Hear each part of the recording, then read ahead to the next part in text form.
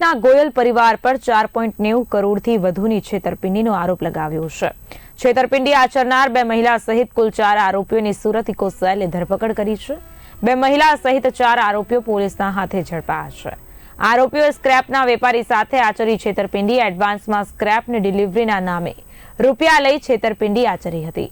કરોડો રૂપિયા લીધા બાદ ડિલિવરી કરવાના નામે નનૈયો ભણ્યો સાથે જ એસડી ફેશનના માલિક વિનીત નવનીત શરાફ બન્યા છેતરપિંડીનું ભોગ. ભારતીય ફેશનના માલિક અને વહીવટકર્તા દ્વારા ઠગાઈ આચરવામાં આવી. ગોવિંદ ગોપાલ સત્યનારાયણ ગોયલ, સત્યનારાયણ ગિરધારીલાલ ગોયલ, રંजना સત્યનારાયણ ગોયલ, રીમા ગોવિંદ ગોયલની ધરપકડ કરાઈ છે. તો ઇકોસેલ દ્વારા આ મામલે કાર્યવાહી કરવામાં આવી રહી છે. સાથે જ આરોપી સત્યનારાયણ ગોયલ અને ગોવિંદ ગોયલ વિરુદ્ધ અગાઉ પૂર્વ કચ્છ ગાંધીધામ એ ડિવિઝન પોલીસ સ્ટેશનમાં છેતરપિંડીનો ગુનો રજીસ્ટર કર્યો હતો. આ સમગ્ર મામલે ઇકોસેલ દ્વારા તપાસનો ધમધમાટ તેજ કરાયો છે. સુરત શહેર police economic offences wing CP Gehlot sir અને joint commissioner police crime branch Raghavendra વત્સના માર્ગદર્શન હેઠળ કામગીરી કરી રહી છે.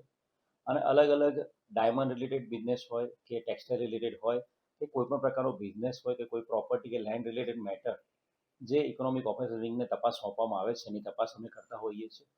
અને આ જ અનુસંધાને એક સ્ક્રેપના માલની વેચાણ કરવાની અને એને સ્ક્રેપનો માલ ખરીદ્યા પછીનું પેમેન્ટ બાબતે એક ફરિયાદ અમને મળેલી હતી.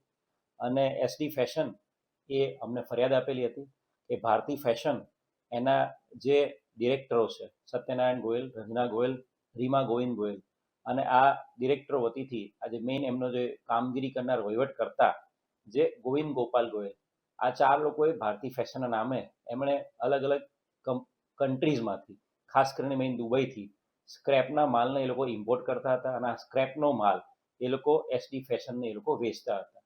શરૂઆતમાં જુલાઈ 2025થી એ લોકોએ સ્ક્રેપનો માલ એ લોકો ઇમ્પોર્ટ કરીને લાવતા હતા દુબઈથી અને ત્યારબાદ એસડી ફેશન એ લોકો વેચતા હતા માલ અને એસડી ફેશન આગળ એ બીજા લોકોને માલ વેચી મારતા હતા.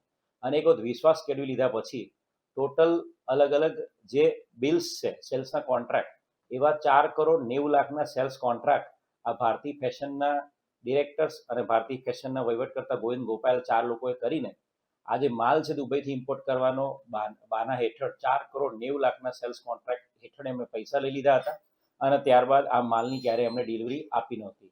અને જેવી આ એસડી ફેશનને ખબર પડી કે એમની સાથે આ પ્રકારે ફ્રોડ થયું છે, ચીટિંગ થયું છે, એટલે તરત જ એમણે ઇકોનોમિક ઓફેન્સ વિંગનો સંપર્ક કર્યો હતો